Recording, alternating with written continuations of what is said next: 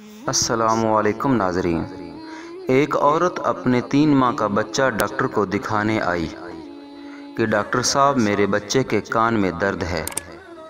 Doctor نے بچے کا معائنہ کیا اور کہا واقعی اس کے کان میں انفیکشن ہوا ہے، اور نوٹ پیڈ اٹھا کر کچھ دعائیں لکھیں اور رخصت کیا۔ میں حیران تھا اور جانے لگی تو میں نے آواز دے کر انہیں روکا۔ وہ رک کر پیچھے دیکھنے لگی۔ میں نے کہا بہن جی، آپ کا بچہ 3 ماہ کا ہے جو بول بھی نہیں سکتا، تو آپ کو کیسے پتہ چلا کہ اس کے کان میں تکلیف ہے؟ وہ مسکرائی اور کہنے لگی بھائی جی، آپ کان کی تکلیف پہ حیران ہیں، میں اس کی رگ رگ سے واقف ہوں۔ یہ کب روتا ہے، کب جاگتا ہے، کب سوتا ہے، مجھے اس کے سارے دن کا پتہ ہے، کیونکہ میں اس کی ماں ہوں۔ انسان کو جب کوئی تکلیف ہو تو اس کے دن بھر کا شیڈول بدل جاتا ہے، اور کھانے پینے، سونے جاگنے کے اوقات بدل جاتے ہیں۔ طبیعت خراب ہونے سے انسان ہر وقت بے چین رہتا ہے۔ کل رات سے میرا بچہ بھی خلاف معمول روئے جا رہا تھا۔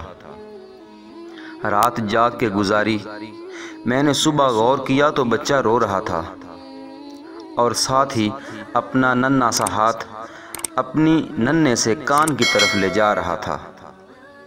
میں نے بچے کے کان پر ہاتھ رکھا تو بچہ اور زور سے رونے لگا، اور میں بھی بچے کی تکلیف دیکھ کر رونے لگی۔ اپنے بچے کی تکلیف برداشت نہیں کر سکی، کیونکہ میں ماں ہوں۔ اور ساتھ ہی وہ چلی گئی، اور میں نم آنکھوں سے دیر تک کھڑا سوچتا رہا کہ ماں اپنے 3 ماہ کے بچے کا دکھ درد سمجھ سکتی ہے، اور میں روزانہ ماں سے کتنی دفعہ جھوٹ بولتا ہوں، اور وہ یقیناً میرے سارے جھوٹ جانتی ہے، کیونکہ وہ ماں ہے۔ تب سے میں نے کبھی ماں سے جھوٹ نہیں بولا۔ بس اللہ پاک سے یہی دعا ہے کہ اللہ ہر کسی کی ماں کو زندہ سلامت رکھے، اور جن کی ماں دنیا سے پردہ کر گئی ہے، اللہ انہیں جنت الفردوس میں اعلیٰ مقام عطا فرمائے۔ آمین ثم آمین۔